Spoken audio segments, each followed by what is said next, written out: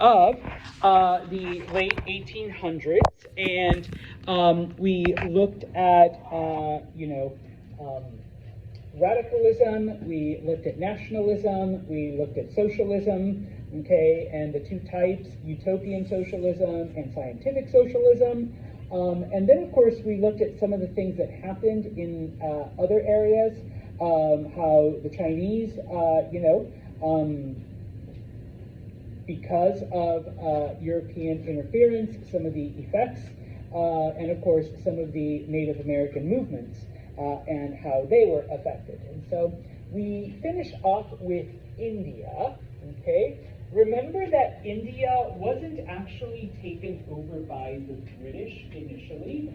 It was the British, the East India Company that ran it. They basically laid claim and used it not just for the natural resources and for the raw materials, but also as a market, okay? Now, yes, they controlled it, but of course it was the British military that enforced this control. And, since it began, it's not to say that everything was happy. Yes, there were rebellions. Yes, there were, protests and whatnot. But, the British Army was always there to discourage any kind of large-scale violence until 1857.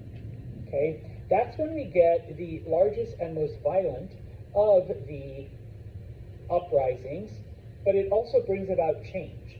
Okay, now, even though the East India Company started off as strictly business, okay, we're here, we're taking the cotton, we're making cloth, and then we're selling it back, okay, type of thing, all right, little by little, because the British government just didn't want to, and it had other commitments in other parts of the world, the East India Company began to take on a more governmental role, all right? Because they were there to make money, obviously, the laws and the enforcement and all this other stuff literally was based on how much profit the East India Company could get. All right? And if this isn't an example of why we shouldn't run a country like a business, remember, learn from history or be doomed to repeat it. Okay? We'll tell you what happened in India. All right? And so, yes. Okay? Now, at the same time, okay, you do have the British appointee who held the title of Governor General. Okay? He begins to annex, he begins to take over the parts of India that up until that point, okay, had remained nominally independent, but they allied themselves with the British. So, the East India Company had taken over this part of India, and the rest of India was kind of left alone as long as they agreed to cooperate with the East India Company. Well, the Governor General around 1848 is like, well, that's not good enough. And plus, East India Company is basically telling us we need to maximize our profit, we need to do this. So military goes in, takes over these areas, removes the rulers, okay, disbands any kind of organization, and of course the East India Company takes over. All right, with once again the purpose of administering for the sake of making money. Okay, of course people don't like this, so we see more British troops arriving to provide security and to put down any kind of rebellion or any kind of uprising. Okay, this is in your textbook. It shows the purple area was the areas that the East India Company had ruled over. The green areas were the areas that had allied themselves with the British, but then were taken over also. Okay, so we do see India finally coming together as one country under the rule of the British. Not even the British, the East India Company. Okay, now. It's not to say that it was all bad. Now, I'm not trying to justify what the British end up doing, okay? But they do build a railroad throughout India, okay? They do build, by this point, the telegraph has been invented. If you don't know what a telegraph is, it's even older than a telephone. Thank you. Yes, it's basically electric wire with an electric charge, and you interrupt it, and it's called Morse code. A series of dots and dashes represents the alphabet, and that's how you communicate, okay, with different parts. So you had almost instant communication from one end of India to the other. They developed the postal service. Now granted, most of this only benefited the East India Company and the British, okay? But, it's there, okay? But then we get to 1857, all right? And it's known as the greased cartridge controversy. You need to know this, okay? Now, India's huge, okay? And it has a lot of people, even back then, all right? There's no way you're going to get enough British soldiers in India to, be able to manage everything that's going on. And so they were known as sepoys, all right? These are locals that are basically British soldiers, okay? They volunteer for the British Army, okay? They are either Muslim or Hindu, and we see this throughout the colonial period, and all the European powers do it. They get locals, all right? They dress them up in British uniforms, and then we have maybe one or two British officers, like actual white European English dudes, commanding them, okay? Now, by this point in time, okay, rifles have been updated and upgraded, okay? Once upon a time, you had to load it from the front. You put your ball, your musket, later a bullet, and then you added gunpowder and you stuffed it all down. And then you had to, do a spark, and the spark lit the flame, and then it blew up, and then out came the projectile, okay? By this point in time, though, you have rifles that now the gunpowder is in a cartridge. And so you just put the cartridge in the side of the rifle, and that now, you don't have to measure, you don't have to pour, you don't have to stuff again, all right? Now you just put a bullet, add a cartridge, fire, okay? So it's a lot faster, okay? Now, in order for the cartridge to work, though, okay, you had to tear it open. And when you're in battle, when you're under fire, the fastest, most convenient, easiest way, you grab it, you do one of those, and you pour your gunpowder. Boom, you're ready to fire, okay? Now, because you're a soldier, you're going to be fighting in all kinds of conditions, and so it was wrapped in paper, and then the paper, they either used linseed oil or beeswax to seal it so that it was waterproof. Because if your gunpowder gets wet, it's useless. Okay? So, all right? Because you're fighting it, okay, obviously you're getting maybe a little bit of powder in your mouth, you're getting the taste of beeswax or whatever. And so the rumor starts, okay? Oh, Frank, you really think the British are using beeswax? I heard they're using pig fat. Okay? Oh, Frank just happens to be a Muslim. Okay, one of the Muslim sepoys. Okay? Pig fat, Frank. Right? Oh, Morgan. Huh. You really think they're using linseed? I heard they were using cow fat. Morgan happens to be Hindu. And Hindu don't eat meat, they don't eat cows. Cows are sacred. You don't even kill them, okay? And so, okay, what the hell is going on? Like, if this is really dipped in cow fat, Morgan's like, I can't fight it off, and like trying to open it some other way, especially in the middle of a battle, like it's slow and inefficient, and whatever. And Frank says the same thing. Like, I'm a good Muslim. I can't bite into a piece of pork covered gunpowder. And so the rumor starts that, you know what, you really think it's an accident, Frank? They're doing this on purpose, because they know that once you do it, you've defiled yourself. Morgan, you are no longer a worthy Hindu, all right?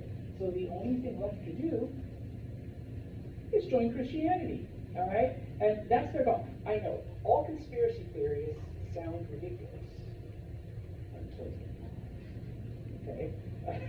That's it. Okay, this one was ridiculous, though, okay? But that was the rumor. And there's really no way to disprove it. And so all of our Hindu soldiers are like, no, we're not biting into this, cow wrapped cartridge. And all of the Muslims are like, we're not going to bite into this pig wrapped cartridge and defile ourselves just so you can take our souls into Christianity. We're not going to do any of that.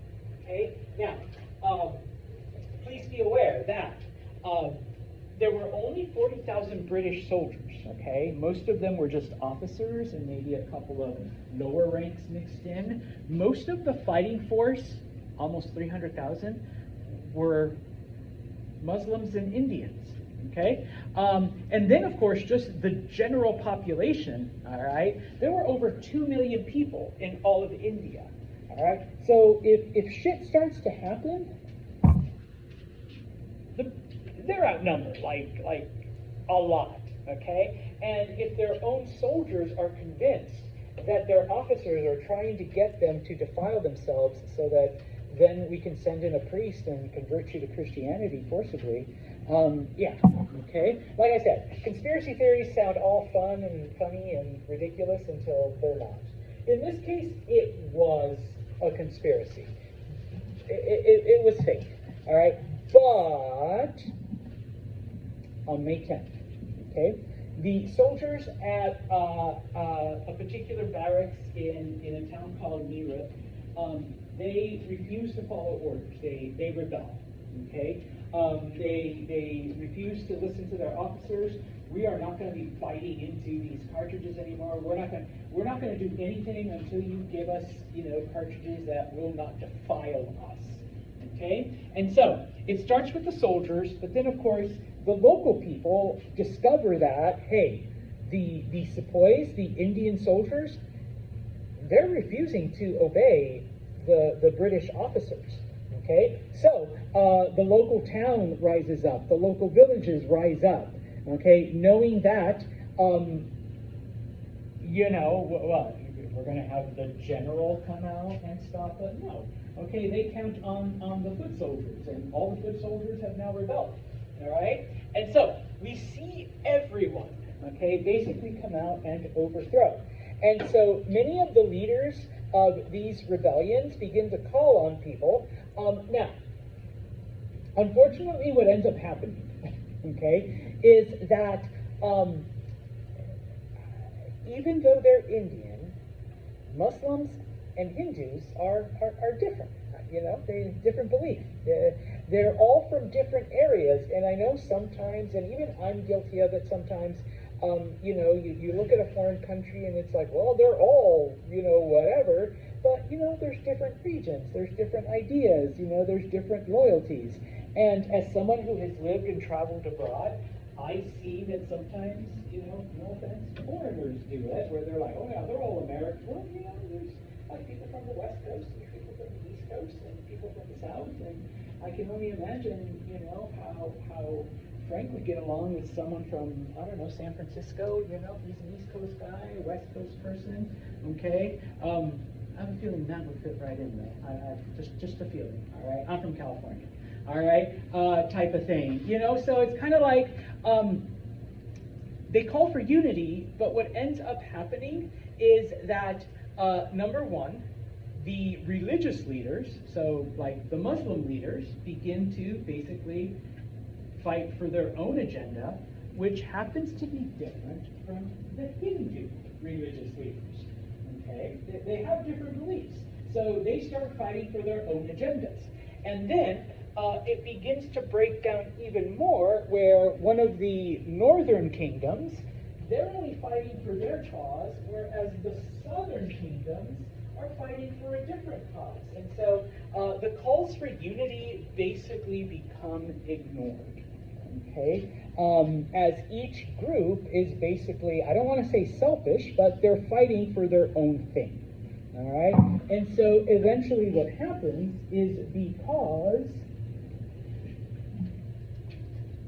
we don't see this unity, there's over 2 million of them, but pick them off one at a time, okay? And the British do have the organization and the resources to do it, all right? And so, and the British are not nice about it either, okay? They come back with a brutal vengeance, okay? They burn down villages. They just completely destroy them to the ground. They take the leadership of these rebellions. They literally tie them to cannon and then they fire, okay? If you've never seen what a cannonball does to a human body, consider yourself lucky, all right? Especially at that close range, all right? I know. Different European countries used to do this, and it started in the Middle Ages. They still did it on occasion, and it's called a drawn and quarterings for a reason. Each limb gets tied. You have 4 horses, and they all go in different directions, type of thing. That was another thing, okay? Eventually, all of the leaders are either captured and executed, or they're forced to flee to neighboring areas like Burma or Thailand, okay? So the rebellion is completely put down, but it is brutal, it is harsh, and a lot of Indians are massacred, okay? In 1858, when the British government hears about this, and you gotta give them credit, they actually go like, oh, this is not good, all right? Now, of course, their concern may have been humanitarian, but at the same time, it's like, you know how many workers we just lost? Who's going to buy our stuff now? A dead person can't buy things. It's like, what the hell were they thinking? All right? And so the East India Company is abolished. Their charter is revoked. The company is dissolved, number 1. Number 2, India comes under the direct rule of the crown. At the time, it's Queen Victoria who is the monarch, so it becomes like her own personal kingdom, I guess, for lack of a better term. But obviously by now, remember what is the British monarch's job? Yeah, so all Victoria really does is appoint, or Parliament appoints a governor, which Queen Victoria nominally approves, but she does issue a proclamation actually apologizing and promising that, they will do better. All right, but, but she smiled and waved and read her proclamation and approved the selection of a governor that is directly, appointed by the government, as opposed to, a company person. We're no longer, we are, but we're no longer directly running India like an actual company. Okay, they're actually doing a couple of nicer things. All right.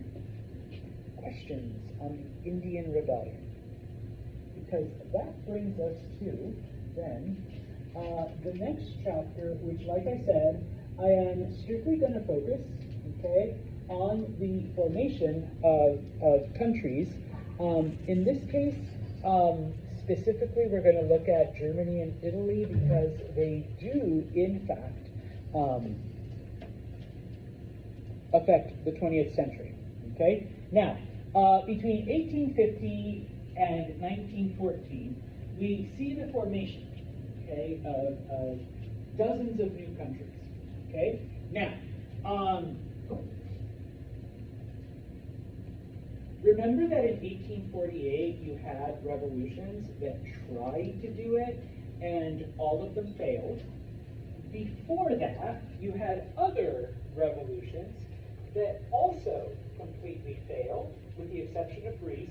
All right, the Greeks were able to unify. All right, so it isn't until people with the money, when it becomes financially beneficial to certain groups, that we actually see this happen. Now, of course, they use nationalism as a unifier, as an excuse, okay? But, all right, we're doing it because now we'll have more access to markets. We have a better, more efficient way of making money, okay? Now, this is how Italy and Germany kind of came to be, or at least the reason why we finally see, okay, all of these areas come together. All right. Now, that's not to say that there wasn't something else like military. All right, because there is. All right, because not everyone is going to be motivated by strictly profit. All right, some people have to be convinced with guns and cannons and stuff to follow along. All right. Now, in other cases, okay, and these are, unfortunately, we're not going to get to most of these. All right, but we're talking about like the France and Britain and Spain and a couple other areas. Okay, other countries begin to grow through straight out imperialism. Oh wait, and the U.S. All right, straight out imperialism. Okay, you conquer other countries. Okay, not because you want to grow your country, not because you want to spread your ideals. Although, I mean, that's kind of what the U.S. does. All right, we're spreading democracy. Okay, we're giving people freedom. All right, but because number one, you want raw materials. All right, you need it for your factories, and of course, number two, where am I going to sell all my shit? Okay, as much as I love Brady here, he can only buy X amount of widgets. Okay, at some point, we're going to have to sell widgets to other people. All right, so if we conquer this area, okay, guess what? We have a new market for widgets. Okay, and yes, the British were masters of this, but the Americans, the United States, you know, just look into how the U.S. acquired Hawaii. They basically overthrew the queen that was there, and the reason they did it is because the United Fruit Company wanted to take over the fruit production that was there, specifically the sugar, but there's other fruit. The queen was putting restrictions on them, and they're like, hey, America, government, Marines, this queen is not letting us make as much profit as we want to, so take care of it. And so yeah, the military went in, overthrew her, installed a U.S. appointed government, and now, oh no, but we're bringing you freedom because you don't want to be under a queen, you want democracy, right? Remember us, 125 years ago, we overthrew a king, and now we have freedom. So now that we got rid of your queen, now you have freedom. But now the United Fruit Company can take all of your fruit, all of your sugar, take it back to the U.S., and of course, if you want fruit and sugar, you can buy it from us, okay? And so yes, all right, now you're part of our economic power, okay? A lot of other European countries do that, and we do see, like I said, especially Britain and France, they take over huge parts of Africa and different parts of Asia, okay? So, let's look at, okay, what is nationalism? What is a nation? Okay, some of the oldest nations, okay, and in this I kind of leave the question open, all right? What is a nation? All right, in the 1800s, people had different answers. Most of it boiled down to if you have the same language, okay, if you have the same culture and history, then you deserve to be together. You deserve to be one. you shouldn't have to be spread out over 3 or 4 different countries. Okay? The English have had a nation since, like, you know, the 1600s. The Spanish have had a nation since, like, the 1400s.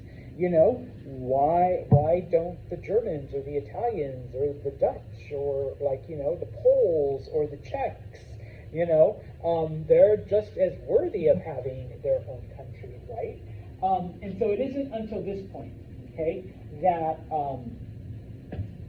that we get this, okay?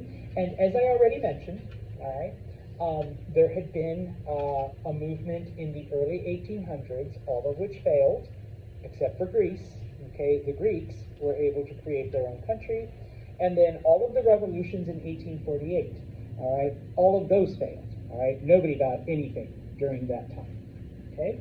Now, after 1848, okay, this idea does begin to grow, this idea does begin to spread, okay? And so we begin to see these movements, okay? And as I mentioned, because of the time and, of course, the importance, we're going to look at Italy and Germany, okay, as two of the countries that take the failures of 1848 and channel that into a successful building of their own country, all right? Now, remember, there is no Germany, there is no Italy, but there are different kingdoms and different groups and different people. German unification was basically a product of the Kingdom of Prussia, okay? Prussia is one of the bigger, more important German kingdoms, and even though Prussia had a king, all right, a man named Otto von Bismarck was the prime minister, for lack of a better title, the right-hand man to the king. If you want to go with the English, King William. If you want to go with the German, King Wilhelm. All right. Otto did it. Wilhelm said, sounds good. All right, that's what we're doing. Okay? In Italy, Italian unification was a product of the Kingdom of Piedmont/Sardinia. Piedmont is in northwestern Italy. It's kind of like close to the border with France. But they also controlled the island of Sardinia. Okay?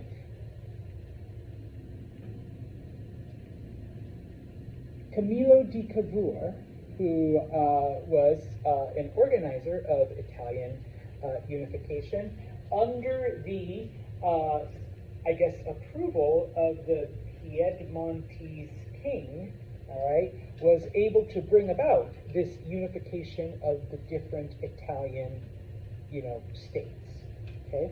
Just as an FYI, modern-day Italian is actually Piedmontese. Most of the Italian dialects, all right, were all different, which is why, like, I know, like, even I make fun of y'all, but, you know, the people that mispronounce Italian food here, oh, it's gabagoo, it's you know, it's bruschetta, it's actually bruschetta. No, in this case, proper Italian is actually Piedmontese. If you're like from New Jersey or from around here, your Italian is a corruption of Sicilian Italian. All right, so they're like slightly different dialects, and so that's why it's mozzarella if you're in Italy, and it's mozzarella if you're from around here, type of thing. All right, and so anyways, standard Italian is Piedmontese. All right, and so you knew there were maps. Okay, we're going to look at Italy first. Okay, where you do have about 6 or 7 different kingdoms. In addition, you also have Venice, which was actually a republic. All right, they were like, you know, democratic to a certain degree. And then you had what was called the Papal States. Okay, the Pope had his own country. All right, that other popes had gone out and conquered and, you know, was ruled directly over by the Pope. All right, looking at Germany, all right, the blue is Prussia. Okay, Prussia had actually started just like over here, and it eventually expanded through conquest, through marriage, through inheritances, through all of that stuff, okay? Their biggest rival was Austria, all right? As you can see by the map, they got left out, all right? But for the longest time, it was Austria that was moving for a German unification. So by the time it happens, all of the teeny tiny German kingdoms have all kind of come together into 3 or 4 larger kingdoms, and then a bunch of smaller like duchies and principalities. And then there were places like, where are you, Hanover? Areas like Hanover, which were actually independent cities. Like, they were just a city by themselves. They didn't owe allegiance to anyone. Okay? And so, I guess I got ahead of myself. Okay, I apologize. So with the Italians and the Germans, okay, like I said, there was different cities, different kingdoms, different dukedoms, different whatever. I already said, you know, Republic of Venice, the Papal States, a state ruled directly by the Pope. Same language, but different dialects. I already shared that. Okay. Oh, yeah. Different food, different traditions. Okay. Everyone thinks pizza's Italian. No, it's Southern Italian. All right. Northern Italians don't like pizza. Just FYI. All right. So you know, same thing in Germany, type of thing. You have different ideals, different traditions, different whatevers. When it came to religion, Italy did not have these differences, but the Germans did. Southern Germany and Austria are predominantly Catholic. Okay. Northern Germany and pretty much the rest of Germany is Protestant, specifically Lutheran. Okay, and that dates back all the way to the Reformation. All right. In addition, I know like a lot of Christmas traditions, and like Krampus. That's only Southern Germany. The Northern Germans don't believe in Krampus. Belsnickel. Only like the Southwestern Germans do the whole Belsnickel. If you don't, look it up. All right, if you really want to know about Christmas, you got to know the whole shit, not just Santa and presents and trees. All right, you got to know the other characters too. All right, and so yeah, different areas had different traditions and practiced different ideals and practiced different religions and ate different foods and even spoke slightly differently. Okay, now, despite this, okay, the nationalists were like, okay, Jade, maybe you speak Sicilian, and I speak Venetian, and Frank speaks Piedmontese, but we're all Italian. Okay? We have the same history, we have the same literature, we have the same music, and if you go back far enough, we're here because of the Roman Empire. Okay? So in the end, of course, Morgan is Prussian, okay, and Arthur is Bavarian, and Ben here is from Hamburg, and yes, they eat different foods, and while Morgan is Lutheran, but Arthur is Catholic. I know we have different traditions, and I know even different religions, but we all share the same great German heritage. We all share the same great love of a greater Germany and the same ideals of the Germanic people. And we've had composers and poets from different kingdoms, and this is true, write different works and opera and classical music. So that can bring, leave your religious differences alone, and okay, so you eat slightly different food, but you can come, and you like Belsnickel, and you don't even know who Krampus is, type of thing. We can set that aside, okay? And so, both Bismarck and Cavour used this, and the military, to bring everyone together, okay? So what happens? We're not going to get to all of it today, but we'll just talk about Italy for you Italians, okay? As I said, it is the kingdom of Piedmont that is the dominant one. It is the one driving this unification movement. just FYI, okay, the Kingdom of Piedmont was a constitutional monarchy. Okay, they had actually set up their governing system like the British did, except that the Piedmontese king had more power than just this. Okay, when Italy is first united, and all the way up until Mussolini, it was a constitutional monarchy. There was an Italian king. All right. You know, I mean, they had a constitution. Mussolini was actually the prime minister. But you know, they had a king. Okay. Oh, and the king of Piedmont, of course, because Piedmont was the one driving force behind the unification movement, became the king of Italy. Okay. And so it starts off. Cavour starts to negotiate with Austria and France. Okay, to gain some lands. All right, I promise I'll come back. Okay, because Piedmont, all right, borders, you know, with France, and while it doesn't border Austria directly, damn, those Lombards are always in the way, and they don't want to listen. So if the Austrians can threaten them from the other side, they'll get to be a part of Piedmont at some point. Okay, now, of course, in addition to negotiating with the French and the Austrians, they negotiate with the other Italian kingdoms, okay? And the ones that cooperate, okay, you know, we'll give you authority, we'll give you power, everything will be smooth. And of course, Cavour appeals, all right, to Italian heritage, Italian language, Italian culture and tradition. All right, we should be together. Hey, last time all of the Italians were together, guess what? They conquered the damn world. All right, guess what we can do? All right, we're talking about the Romans. All right, they conquered the known world. All right, imagine what we can do. All right, if we start uniting. The ones that, you know, told Cavour where he could stick it, well, just send in the army. All right, and of course, we've already negotiated with the French and the Austrians, so they're not going to back up anyone. They're just going to let us, you know, go in and conquer those areas that, you know, don't want to cooperate with us. Okay?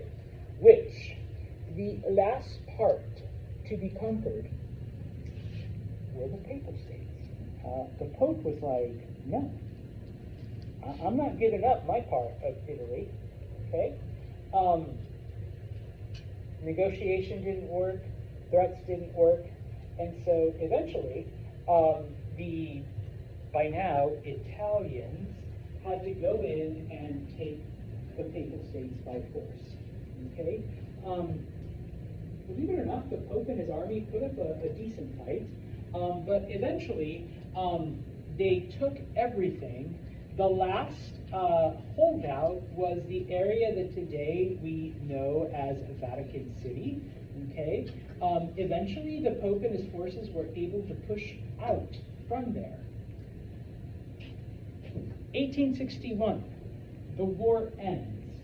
We had a united Italy, but without Rome, because Rome is under the control of the Pope and his armies. Okay. It takes another 10 years for Rome to be captured, okay? But even then, the Pope is still holding out in the Vatican City, okay? So this is like still not conquered. It isn't until 1920, it was never conquered, all right? It wasn't until 1929 that, and it's done through Mussolini, the Pope and the Italian government come to an agreement. We're going to end the war, all right? Pope, you get to be in control of these 3 blocks. They're about the size of MD campus.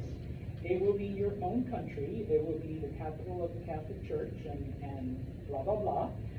And then everything else is Italy, but you know, kind of go along with us. You kind of agree to things and whatnot. Okay? So I often ask people, do the Papal States still exist today? Yeah, it's called Vatican City. Okay, it's its own country. It has diplomats, ambassadors, embassies. When you walk in, it's like it changes. and you do have guards there. You don't have to show a passport or anything because it's understood, all right? But, you know, it's like, oh, I'm in Italy. I'm in a different country now. I'm in the Vatican, okay, type of thing. So, all right, that is how Italy comes together. All right, questions or comments? Then we will look at Germany on Wednesday. Those of you that walked in late,